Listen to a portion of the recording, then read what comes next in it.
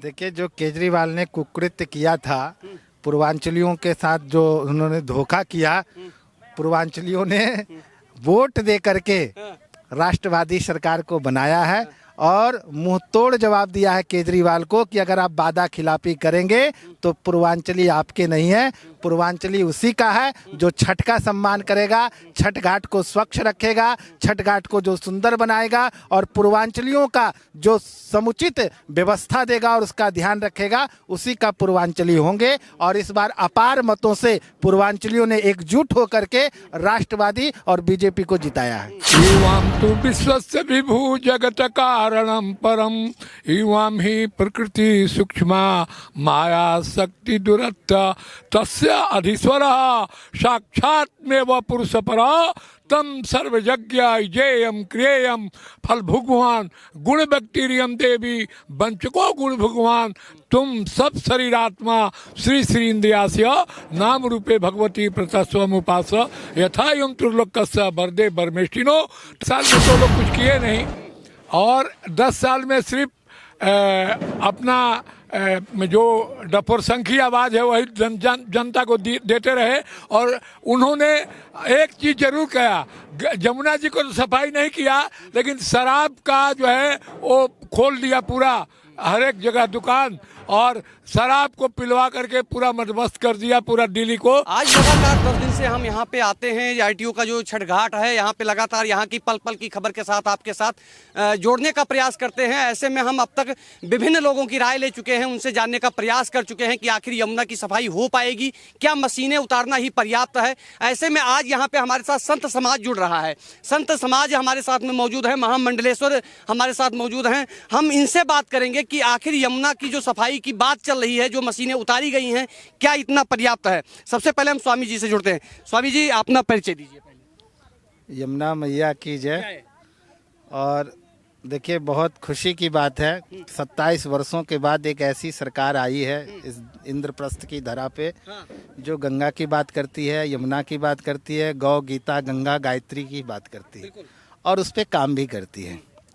और आज के समय में देखा जाए तो देखो, नदियाँ ही हमारी जीवन है, प्रकृति है तो हम हैं। प्रकृति अगर नहीं रहेगी तो हमारा अस्तित्व मिट जाएगा। आज जिस तरह से यमुना की अविरल धारा, अगर आप पोंटा साहिब में जा कर के देखेंगे तो वहाँ पे आप आचमन भी कर सकते हैं, आप स्नान भी कर सकते हैं और उस पीने योग्य भी पानी है। लेकिन वही जब जल आप यहाँ दिल्ली की धरा पे आ पाएंगे तो आप यहाँ देख रहे हैं कि अभी इसमें इतनी बदबू आ रही है कि हम लोग यहाँ खड़ा नहीं रह सकते, जबकि यहाँ कई मशीनें लगा करके सफाई अभियान चालू हो चुका है। अब विचार करिए आप कि इसके पूर्व में जब ये थोड़ी भी सफाई नहीं होगी तो यहाँ पर लोग खड़े नहीं हो पाते थे, ये स्थिति थी। अगर आपको जीना है, देखिए हमारी सुख सुविधा और हम बहुत सारी चीज़ें बना रहे हैं, लेकिन उससे हमारा जीवन चलने वाला नहीं है। ज से जन्म और ल से लय, जन्म और मरण अगर किसी चीज़ पर टिका हुआ है तो वह जल पे है। और जल जो है हम लोगों का शरीर में अगर देखा जाए तो सबसे ज़्यादा जल की ही मात्रा है। और देखो, जल हम लोगों के लिए परम आवश्यक है और इसकी शुद्धता की जिम्मेवारी भी हमारी है। और विशेष करके सिर्फ सनातनियों का ही नहीं, हिंदुओं का ही नहीं, अपितु जितने भी संप्रदाय हैं, मत मजहब हैं, सबका दायित्व बनता है, क्योंकि जल वो भी पीते हैं। ये नहीं कि जल सिर्फ हिंदू ही पी रहा है। आज जैसे यमुना की पूजा, सिर्फ देखा होगा अगर यमुना की पूजा करते हुए तो सिर्फ हिंदू ही करते, गंगा की पूजा अगर किसी को करते हुए देखा होगा तो सिर्फ हिंदू ही करते हैं। और जैसे ये छठ घाट है, इसकी सफाई भी अगर कोई करता है तो वो मात्र हिंदू ही करता। साल में एक ही बार या 2 बार छठ पूजा जब आता है तो आप देखते होंगे जितने छठ व्रती हैं 4 दिन पहले अपने गंगा को, अपने यमुना को, अपनी नदियों को, अपने तालाबों को स्वच्छ करते हैं, उसको सुंदर बनाते हैं।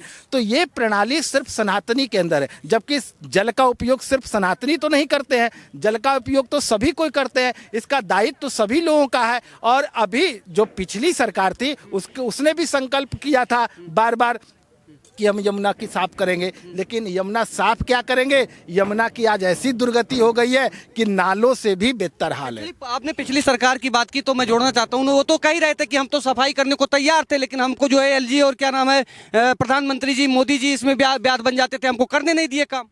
देखिए, कथनी और करनी में अंतर है। सिर्फ एलजी क्या आप दिल्ली में ही हैं कि और भारत में एलजी हैं, और जगह राज्यपाल हैं? सिर्फ इन्हीं को ही राज्यपाल रोकते हैं कि और जगह की भी स्थिति है ऐसी ही होनी चाहिए? ये देखिए, नहीं है, जब काम करना होता है ना तो व्यक्ति बहाने में कुछ भी बना ले। तो ये सब बहानाबाजी है और दिल्ली की जनता ने जान लिया कि बहानेबाज को जड़ से मिटाना, और मिटा दिया। और फिर से ऐसी सरकार को लाया है जो अपने संकल्पों पर खरी उतरती है। बड़बोलापन नहीं है, उतना ही बोलते हैं जितना वो कर पाते हैं। तो उन्होंने जो संकल्प लिया है, 5 सालों में कहा है कि हम यमुना की सफाई करेंगे तो यमुना साफ होगी, ये हम लोगों को विश्वास है। सफाई की बात महाराज जी, अभी महाराज जी ने कहा कि संकल्प लिया है, क्या लगता है कि ये संकल्प 5 साल में पूरे हो पाएंगे? देखिए, मेरा नाम अवधूत पतालनाथ है और मैं जगत गुरु भी हूँ।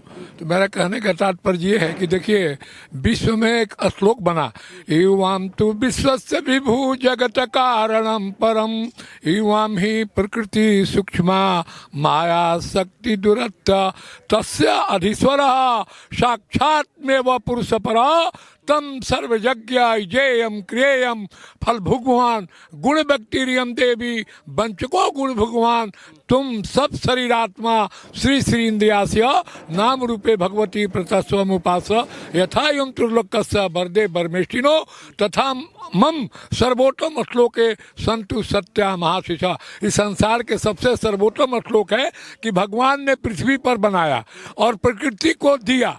तो हम प्रकृति को, जब तक मनुष्य है उसका अधिष्ठाती देवता मनुष्य को बनाया, हम प्रकृति को गंदा करेंगे तो प्रकृति कैसे सफाई रहेगी? हमारा भी कर्तव्य है कि हम प्रकृति को साफ रखें, जल को साफ रखें, पेड़ लगाए। वेद कहता है कि 1 कूप से 2 कूप अच्छा है, 2 कूप से 1 बावड़ी अच्छी है, 2 बावड़ी से 1 तालाब अच्छा है, 2 तालाब से 1 नदी अच्छी है, 2 नदी से 1 पुत्र अच्छा है, 2 पुत्रों से 1 पुत्री अच्छी है, और 100 पुत्रों के बराबर 1 पेड़ है। तो पहले साधु लोग पेड़ लगाता है, इसके बाद में अपना आश्रम बनाता है।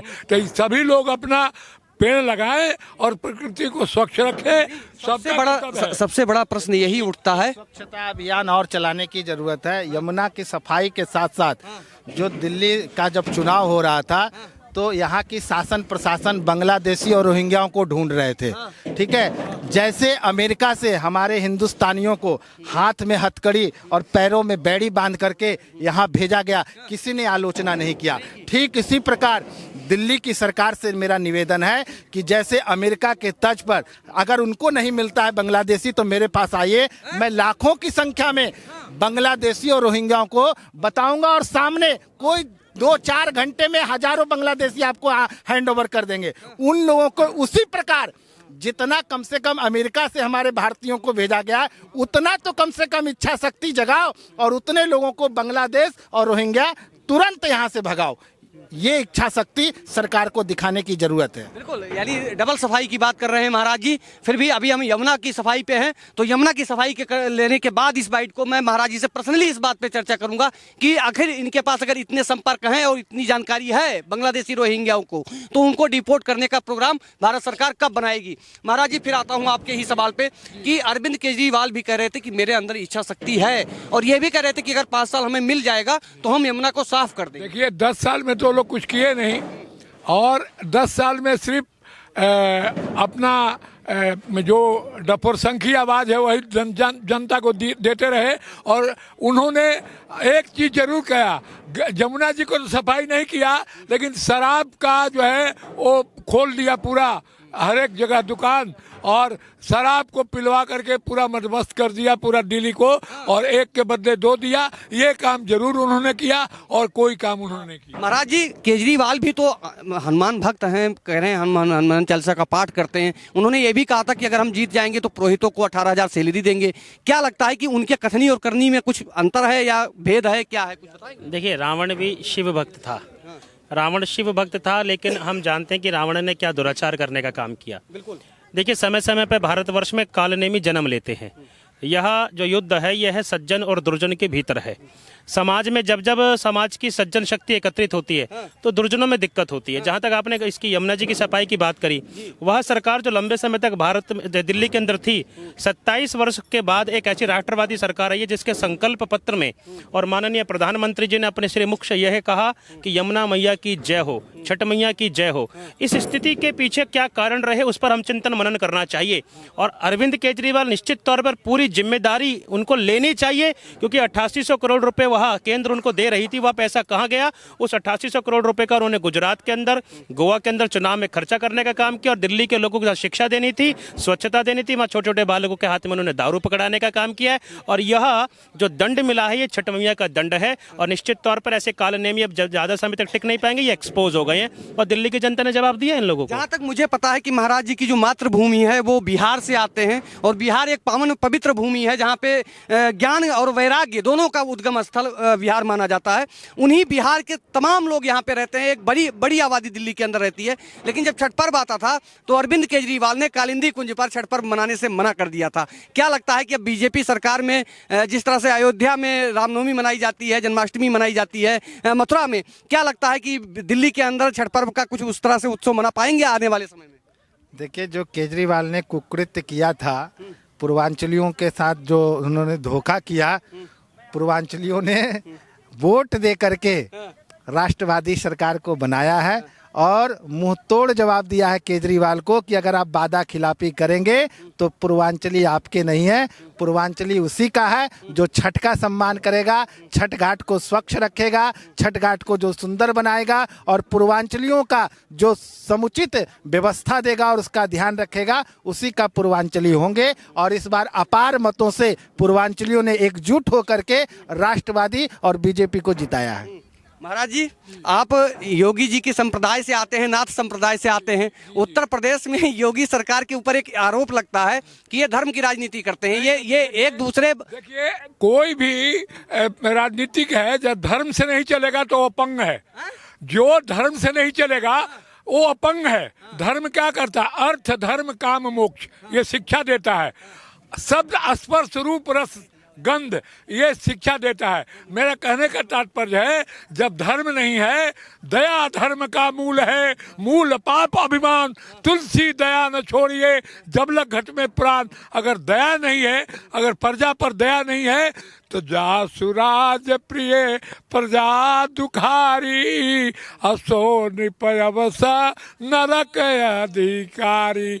ऐसा राजा नरक के गामी होता है और जो प्रजा पर ख्याल नहीं रखता।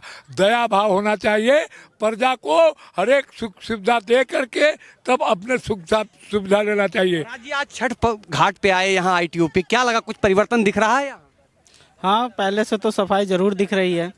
जैसे कि उम्मीद कर सकते हैं कि इस बार तो छठ पर्व हमारे पूर्वांचल की देवियाएं मनाएंगी। कहाँ से है महाराज जी? आपकी जन्मभूमि कहाँ है? हमारी जन्मभूमि बिहार है, प्रभु सीतामढ़ी, जहाँ की हाँ जी, जहाँ माँ का बहुत ही, छठी मैया का बहुत ही विशेष रूप से पूजन होता है। हमारे यहाँ जो पूर्वांचल के लोग हैं वो कहीं भी रहे लेकिन छठ पर्व में अपने गाँव जरूर जाते हैं। परंतु जो लोग नहीं जा पाते, जिनके माता पिता यहीं पे रहते, वो यहीं पे छठ मनाते हैं। लेकिन दुर्भाग्य रहा 10 वर्षों में, उससे पहले की क्या स्थिति थी हमें जानकारी नहीं है, क्योंकि हम हरिद्वार में पढ़ाई करते थे। परंतु इस समय जो स्थिति दिख रही है, पहले से तो काफ़ी साफ दिख रहा है। लेकिन जब ये समय देखने लायक रहेगा, जब छठ का पर्व आएगा, उस समय कितनी हमारी यमुना जी साफ रहती है। अगर साफ रही तो दिल्ली के लोग जरूर सपोर्ट करेंगे। तो इसी तरह से हम छठ घाट पे लगातार बने हुए हैं, पल पल की अपडेट लेकर हम आपके सामने आते रहेंगे। बने रहिए स्वास्थ्य सहारा के साथ। जय हिंद।